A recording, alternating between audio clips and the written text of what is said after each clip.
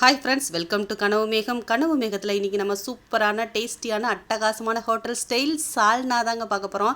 எல்லாருமே சால்னா சரியாக வர மாட்டேங்குதே ஹோட்டல் ஸ்டைலில் நினைப்பீங்க. இந்த ஸ்டைலில் செஞ்சு பாருங்கள், அட்டகாசமாக இருக்கும். அடுப்பில் கடாயை வச்சு 2 டேபிள் ஸ்பூன் எண்ணெய் விட்டுக்கோங்க. ஒரு 10 சின்ன வெங்காயம் எடுத்துக்கோங்க. அப்புறமா 10 பல் பூண்டு, ஒரு இஞ்சி சைஸ்க்கு இஞ்சி, 2 பச்சை மிளகாய் எடுத்து போட்டு அதை அப்படியே கஜான்னு சொல்லி எண்ணெயில் கொஞ்சம் அப்படியே நல்லா வதக்கி விட்டுக்கோங்க. ஒரு 2 நிமிஷம் போல். இப்போ நல்லா வதங்கிருச்சு. இப்போ ஒரு மீடியம் சைஸ் தக்காளியை நம்ம கட் பண்ணி அதில் சேர்த்துக்கலாம். சேர்த்துட்டு இதையுமே நல்லா வதக்கி விட்டுருக்கோங்க. பாருங்கள், இந்த மாதிரி நல்லா வதங்கின பிறகு கொஞ்சம் போல் மல்லித்தலை, கொஞ்சம் போல் புதினா, அவ்வளவே தாங்க போட்டு இதையும் அந்த பச்சை ஸ்மெல் போகிற அளவுக்கு ஒரு நிமிஷம் போல் இந்த மாதிரி நல்லா வதக்கி விட்டுக்கோங்க. ஓகேங்க, இப்போ நல்லா வதங்கிடுச்சு. இதை நம்ம இப்போ நல்லா ஆற வச்சுட்டு மிக்ஸி ஜாரில் கொஞ்சம் கூட தண்ணி சேர்க்காம நல்லா கட்டியாக இந்த மாதிரி பேஸ்ட்டாக அரைச்சி எடுத்து வச்சுக்கோங்க. இப்போ கடாயை ஹீட் பண்ணுறோம். ரெண்டாவது ஒரு குழிக்கரண்டி அளவுக்கு எண்ணெய் விடுறோம். 2 பெரிய சைஸ் பட்டை, ஒரு அன்னாசிப்பூ, கொஞ்சமாக சோம்பு சேர்த்து இதை நல்லா எண்ணெயில் பொரிய விடுறோம். ஓகே, இப்போ நல்லா பொரிஞ்சிருச்சு. இப்போ கொஞ்சம் சின்ன வெங்காயத்தை கட் பண்ணி வச்சுருக்கோம், ஒரு 10 வெங்காயம் போல். அதையும் போட்டு நல்லா வதக்கிட்டு 2-3 கருவேப்பிலையும் போட்டு நல்லா வதக்கிடுங்க.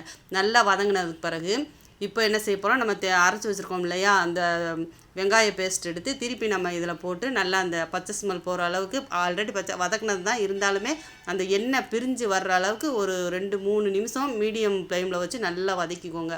எண்ணெய் பிரிஞ்சு வந்துருச்சு. இப்போ 1.5 ஸ்பூன் மிளகாய்த்தூள், 2 ஸ்பூன் மல்லித்தூள், அப்புறமா பார்த்திங்கன்னா கரம் மசாலா 1/2 ஸ்பூன், மல்லித்தூள் மஞ்சப்பொடி, அப்புறமா பார்த்திங்கன்னா கொஞ்சமாக சிக்கன் மசாலா சேர்த்துட்டு தேவைக்கு உப்பும் சேர்த்து இதை நல்லா அந்த மசாலாவோட பச்சை ஸ்மெல்லாம் போய் அந்த எண்ணெயோட நல்லா மசாலா செட் ஆகுற மாதிரி ஒரு 3 நிமிஷத்துக்கு சிம்மில் வச்சு நல்லா வதக்கி விடுங்க. எண்ணெயெல்லாம் நல்லா பிரிஞ்சு வந்துருச்சு. இப்போது நம்ம ஒரு 2 கப் அளவுக்கு இதில் தண்ணி சேர்த்துட்டு இதை நல்லாவே கலந்து விட்டுட்டு நம்ம கொதிக்கிறதுக்கு விட்டுக்கலாம். ஒரு 5 நிமிஷம் போல் இது நல்லா கொதிக்கட்டும். இப்போ இதுக்கு நம்ம தேங்காய் பேஸ்ட்டு ரெடி பண்ணிக்கலாம். ஒரு அரை முடி தேங்காயை நல்லா திருவி எடுத்துக்கோங்க. ஒரு டேபிள் ஸ்பூன் அளவுக்கு பொட்டுக்கடலை, அப்புறமா பார்த்திங்கன்னா ஒரு 10-15 முந்திரி பருப்பு எடுத்துக்கோங்க. இப்போ இதை கசகசா ஒரு 10 நிமிஷம் ஒரு அரை ஸ்பூன் அளவுக்கு ஊற வச்சு அதையுமே அதோட மிக்ஸ் பண்ணி நல்லா அரைச்சி எடுத்துட்டு இப்போ பார்த்திங்கன்னா ஓப்பன் பண்ணிங்கன்னா இது நல்லா கொதிச்சு இந்த மசாலாலாம் செட் ஆகி வந்திருக்கு. இப்போ நம்ம தேங்காய் பேஸ்ட்டை இதில் ஆட் பண்ணிக்கலாம். ஆட் பண்ணிவிட்டு நல்லா கலந்து விடுங்க.